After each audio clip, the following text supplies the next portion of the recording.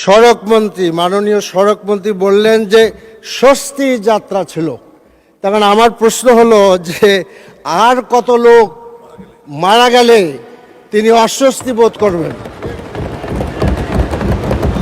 BRT এর report অনুযায়ী এই ঈদ যাত্রায় 170 জন মারা গেছে।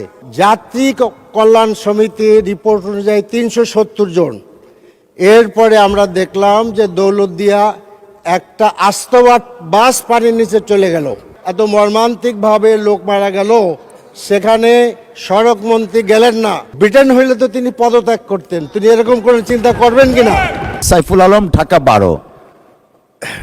জি মাননীয় স্পিকার, আপনাকে অনেক অনেক ধন্যবাদ।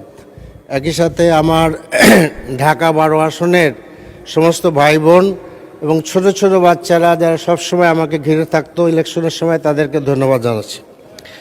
তো আমি যে বিষয়টা বলতে চাচ্ছিলাম, যেটা অতি গুরুত্বপূর্ণ, সেটা হলো যে গতকালকে আমাদের মাননীয় সড়কমন্ত্রী ঈদ যাত্রা সম্পর্কে একটা বিবৃতি দিয়েছেন। সেখানে তিনি বলেছেন যে ঈদ যাত্রার স্বস্তি ছিল। তো ঈদ যাত্রার স্বস্তিটা একটু আমি আপনাদের সামনে বলতে চাই আপনাদের মাধ্যমে।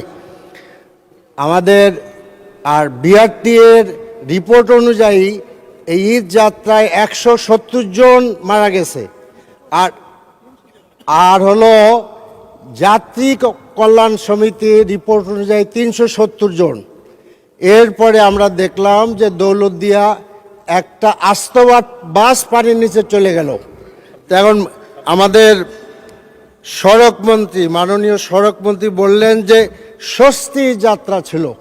তখন আমার প্রশ্ন হলো যে আর কত লোক মারা গেলে তিনি অস্বস্তি বোধ করবেন?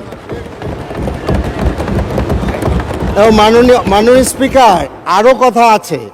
এবং এই যে দৌলতদিয়ায় এত মর্মান্তিকভাবে লোক মারা গেল, সেখানে সড়কমন্ত্রী গেলেন না।